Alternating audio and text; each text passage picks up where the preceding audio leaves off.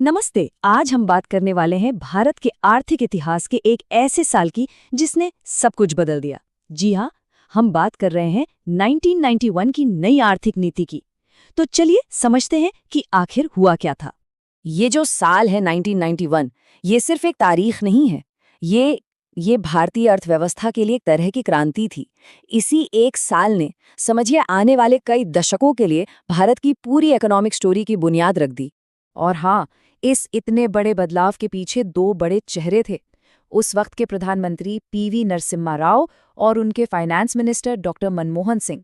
इन्हीं दोनों की लीडरशिप में ये जो पूरा मॉडल था, वो असलियत बना। तो आज हम क्या क्या देखने वाले हैं? सबसे पहले 1991 में ऐसा क्या हुआ जो एक नई शुरुआत करनी पड़ी। फिर इस पॉलिसी के जो 3 पिलर्स थे वो क्या थे। इसके बाद एक बड़ी बहस छिड़ी, पूंजीवाद बनाम समाजवाद, उसको भी समझेंगे।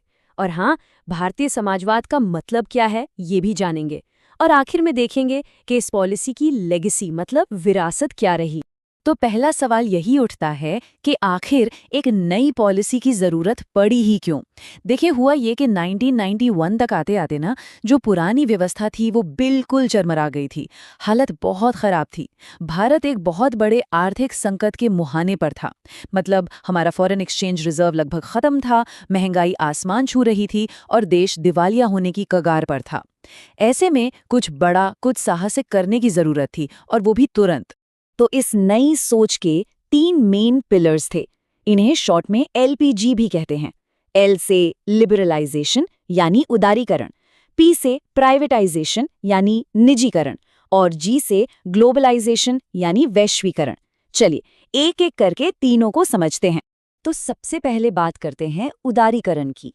इसका सीधा सा मतलब था लाइसेंस राज की जंजीरों को तोड़ना। सोचकर देखिए, उस टाइम पर एक छोटा मोटा बिजनेस शुरू करने के लिए भी न जाने कितनी सरकारी परमिशन लेनी पड़ती थी। उदारीकरण ने क्या किया? इन मुश्किल नियमों को आसान बनाया ताकि बिजनेस करना आसान हो और देश की जो अपनी एंटरप्रेन्योरियल एनर्जी है उसे पंख मिल सके। दूसरा पिलर था निजीकरण। अब इसका मकसद क्या था? मकसद ये था कि जो सरकारी कंपनियां लगातार घाटे में चल रही थीं, सरकार पर बोझ बन चुकी थी, उनमें प्राइवेट सेक्टर को लाया जाए। इसके पीछे आइडिया ये था कि प्राइवेट सेक्टर का मैनेजमेंट और कंपटीशन वाली जो स्पिरिट होती है, वो इन कंपनियों में एक नई जान डाल देगी और इन्हें प्रॉफिटेबल बनाएगी। और तीसरा और आखिरी पिलर, वैश्वीकरण, मतलब भारत की इकोनॉमी को दुनिया की इकोनॉमी से जोड़ना। देखिए, उस मुश्किल दौर में भारत को विदेशी इन्वेस्टमेंट की, नई टेक्नोलॉजी की और ग्लोबल मार्केट की, इन सब की सख्त जरूरत थी। तो ग्लोबलाइजेशन ने एक तरह से दुनिया के लिए भारत के दरवाजे खोल दिए और भारत के लिए पूरी दुनिया के। लेकिन इन रिफॉर्म्स ने सिर्फ इकोनॉमी को ही नहीं बदला, इनसे एक बहुत बड़ी आइडियोलॉजिकल बहस भी शुरू हो गई। एक बड़ा सवाल उठ खड़ा हुआ, क्या भारत अब पूंजीवाद की राह पर चल पड़ा है? क्या हम अपनी दशकों पुरानी समाजवादी पहचान को पीछे छोड़ रहे हैं? यही सवाल था जो हर किसी के दिमाग में था।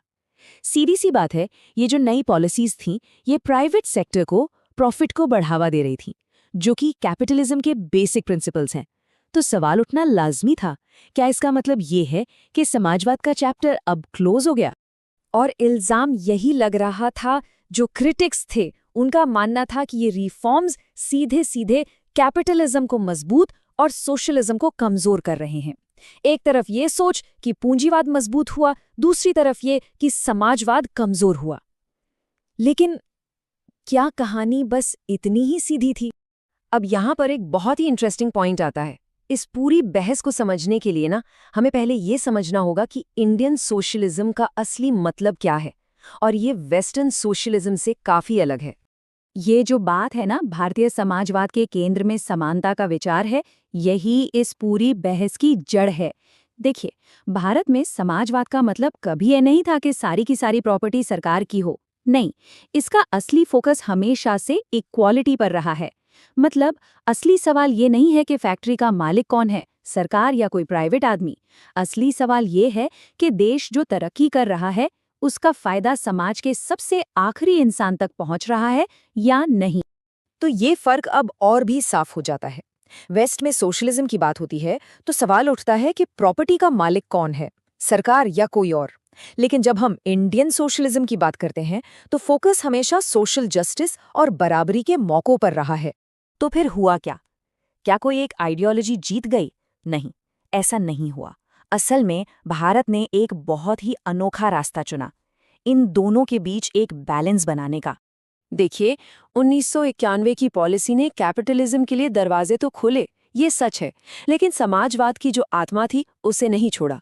आज भी अगर देखें तो सरकार का सबसे बड़ा गोल क्या है? इंक्लूसिव ग्रोथ, यानी ऐसा विकास जिसमें सब शामिल हों। गरीबों के लिए, जरूरतमंदों के लिए जितनी भी वेलफेयर स्कीम्स चल रही हैं, वो सब इसी बात का सबूत है कि समानता का वो सोशलिस्ट आइडियल आज भी इंडियन पॉलिसी के सेंटर में है। और यही वो अनोखा संगम है, एक ही पॉलिसी में दो विचारधाराएं। ये दिखाता है कि कैसे भारत ने इकोनॉमिक ग्रोथ के लिए एक नया रास्ता तो अपनाया, लेकिन अपने सोशल जस्टिस के जो बेसिक प्रिंसिपल्स थे उन्हें कभी नहीं छोड़ा। और इसी बड़े सवाल के साथ हम आज की बात खत्म करते हैं। कैपिटलिज्म और सोशलिज्म का ये जो यूनिक इंडियन बैलेंस है, ये भविष्य में कैसा दिखेगा?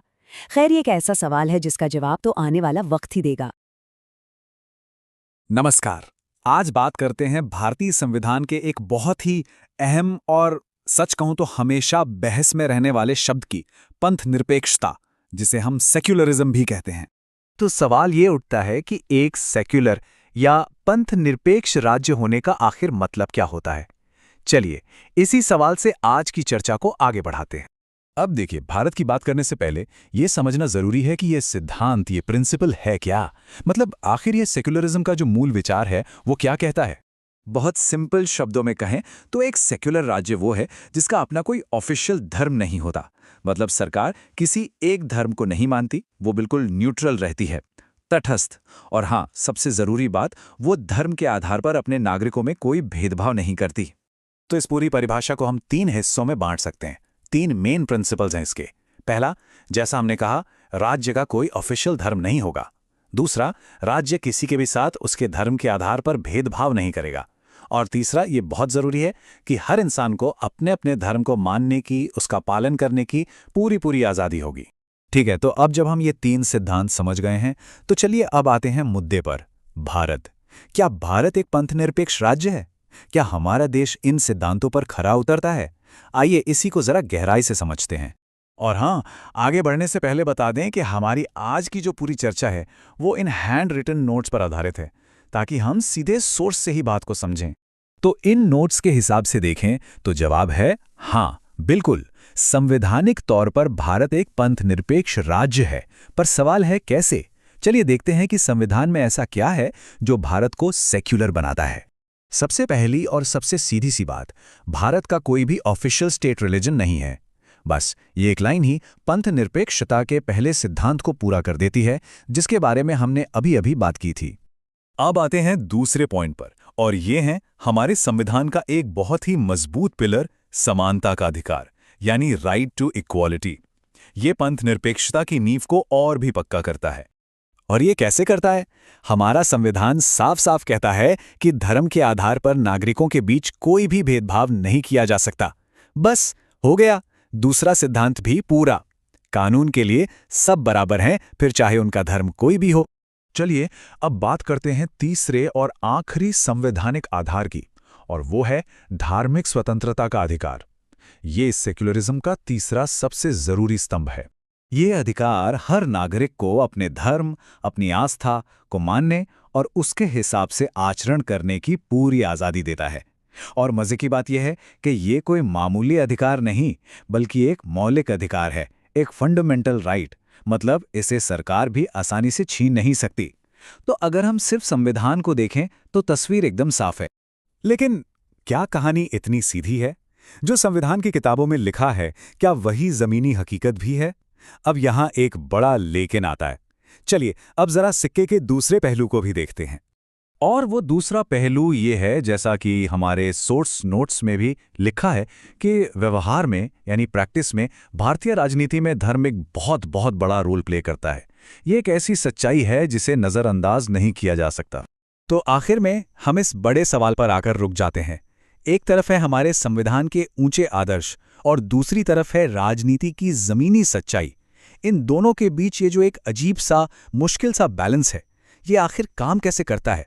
ये एक ऐसा सवाल है जो अपने आप में एक नई बहस को जन्म देता है और हमें इस पर और ज्यादा सोचने के लिए छोड़ जाता है। नमस्कार। हाल के चुनावों पर हुए एक सर्वे में एक बड़ी दिलचस्प बात सामने आई, ये कि कई वोटर्स के लिए धर्म वोट देने के फैसले में एक बहुत बड़ा फैक्टर था। और यहीं से एक बहुत गहरा सवाल उठता है, भारत में धर्म और राजनीति का रिश्ता आखिर कितना उलझा हुआ है। आज हम इसी जटिल गुत्थी को परत दर परत सुलझाने की कोशिश करेंगे। तो चलिए सीधे मुद्दे पर आते हैं। आस्था और राजनीति का ये जो ताना बाना है, आखिर कितना मजबूत है? देखिए, ये कोई सिर्फ किताबी सवाल नहीं है, ये तो हमारे समाज की नब्ज को छूता है और आज हम इसी की पड़ताल करने वाले हैं। और इस सफर में हमारा गाइड कौन बनेगा? वो हैं ये हाथ से लिखे हुए नोट्स। इन्हें सिर्फ कुछ पॉइंट्स मत समझिए, ये हमारे लिए एक रोड मैप की तरह हैं। तो चलिए इन्हीं के सहारे आगे बढ़ते हैं और देखते हैं कि ये हमें कहाँ ले जाते हैं। तो हमारी पड़ताल का पहला पड़ाव जाहिर है चुनावी मैदान। ये वो अखाड़ा है जहां धर्म और राजनीति का संगम सबसे साफ साफ नजर आता है। आइए देखते हैं कि हमारी डेमोक्रेटिक प्रक्रिया पर इसका असल में क्या और कैसे असर पड़ता है। अच्छा, तो ये असर होता कैसे है? ये नोट्स इसे 3 हिस्सों में तोड़कर समझाते हैं। पहला है उम्मीदवारों का चुनाव। मतलब कई बार पार्टी ये देखती है कि उम्मीदवार का धर्म या जाति क्या है, और ये एक बहुत बड़ा फैक्टर बन जाता है। दूसरा, कैंपेन के दौरान उठाए जाने वाले मुद्दे। यहां भी अक्सर धर्म से जुड़े मुद्दे उठाए जाते हैं। और आखिर में तीसरा, वोटर्स का बर्ताव। मतलब इन सब चीजों का असर सीधा वोट पर पड़ता है कि वो किसे मिलेगा। लेकिन रुकिए, अगर लगता है कि कहानी सिर्फ इलेक्शन के दिन खत्म हो जाती है, तो ऐसा नहीं है। असल में वो तो सिर्फ शुरुआत है। इसका असली असर तो मतपत्र से कहीं आगे सरकार की पॉलिसीज तक पहुंचता है। चलिए देखते हैं कैसे। तो होता ये है कि जब सरकार बन जाती है तो वो जो भी नीतियां या पॉलिसीज बनाती हैं जो हम सब पर असर डालती हैं, उन पर भी धार्मिक सोच का असर दिख सकता है। हमारे नोट्स यही बताते हैं। इसका मतलब साफ है, मामला सिर्फ वोट जीतने तक का नहीं है, ये तो हमारे कानूनों और हमारे भविष्य को भी आकार देता है। और ये होता कैसे है? तो देखिए, इसमें बड़ा रोल होता है धर्म पर आधारित अलग अलग संगठनों का। ये संगठन काफी पावरफुल होते हैं, अपनी आवाज उठाते हैं और सरकार पर एक तरह का दबाव बनाते हैं ताकि उनकी बातें, उनकी मान्यताएं पॉलिसीज में शामिल हों। अच्छा, तो हमने ये तो देख लिया कि असर कैसे होता है, पर अब उस सिद्धांत की बात करते हैं जो इस पूरे इक्वेशन को बैलेंस करने की कोशिश करता है। और वो शब्द है पंथ निरपेक्षता, यानी सेक्युलरिज्म। ये एक ऐसा शब्द है जो हम सबने सुना है, पर क्या हम इसका असली मतलब जानते हैं? तो इन नोट्स के हिसाब से सेक्युलरिज्म का सीधा सा मतलब है धर्म के मामले में न्यूट्रल रहना, तटस्थ रहना। मतलब जो सरकार है या जो स्टेट है, उसका अपना कोई धर्म नहीं होगा। वो ना तो किसी एक धर्म का साथ देगा, ना ही किसी का विरोध करेगा, बल्कि सभी धर्मों को बराबर सम्मान देगा। हाँ, ये वेस्टर्न सेक्युलरिज्म से थोड़ा अलग है, जहां धर्म और स्टेट के बीच एक मोटी दीवार होती है। पर यहां एक और सवाल खड़ा हो जाता है। अगर हमें धर्म के प्रति न्यूट्रल रहना है, तो पहले ये तो समझना पड़ेगा कि धर्म है क्या। तो चलिए इस शब्द की जड़ों को ही खोद कर देखते हैं। और देखिए ये कितना दिलचस्प है। रिलीजन शब्द जो है वो एक लैटिन शब्द रेलिगेर से निकला है, और रेलिगेर का मतलब पता है क्या है? जोड़ना। तो असल में अपने कोर में धर्म का काम ही जोड़ना है, एक तरह का पुल बनाना जो इंसान को भगवान से जोड़ता है, या कहें कि हमारी इस दुनिया को एक दूसरी आध्यात्मिक दुनिया से जोड़ता है। तो सवाल ये है कि ये कनेक्शन, ये जुड़ाव बनता कैसे है? इन नोट्स के मुताबिक इसके 3 मेन पिलर्स हैं। पहला, किसी दिव्य या अलौकिक शक्ति में विश्वास। दूसरा, उस शक्ति के साथ एक पवित्र रिश्ता, एक बॉन्ड। और तीसरा, एक कोड ऑफ कंडक्ट, मतलब उसी विश्वास पर आधारित कुछ नियम कानून जो हमें बताते हैं कि अपनी जिंदगी कैसे जीनी है। और अब हम आते हैं सबसे बड़े और शायद सबसे मुश्किल सवाल पर। अगर धर्म का मतलब ही जोड़ना है, तो फिर राजनीति में आते ही ये अक्सर तोड़ने का काम क्यों करने लगता है? ये इतना विभाजनकारी क्यों हो जाता है? ये एक ऐसा विरोधाभास है जो हमें इस पूरे मुद्दे की गहराई पर सोचने के लिए मजबूर कर देता है। और इसी सवाल के साथ आज की ये बातचीत यहीं खत्म करते हैं। नमस्कार। अच्छा, कई बार ऐसा होता है ना कि कुछ शब्द हम रोज इस्तेमाल करते हैं पर उनके मतलब कई ज्यादा गहरे और उलझे हुए होते हैं। तो आज हम ऐसे ही 3 शब्दों की तह तक जाएंगे, धर्म, रिलीजन और लोकतंत्र, और देखेंगे कि इनके बीच एक बड़ा ही हैरान करने वाला कनेक्शन क्या है। तो चलिए सीधे मुद्दे पर आते हैं एक सवाल के साथ। क्या लगता है धर्म और रिलीजन एक ही बात है? हम अक्सर इन शब्दों को एक दूसरे की जगह इस्तेमाल कर लेते हैं, लेकिन क्या ये वाकई एक ही चीज है?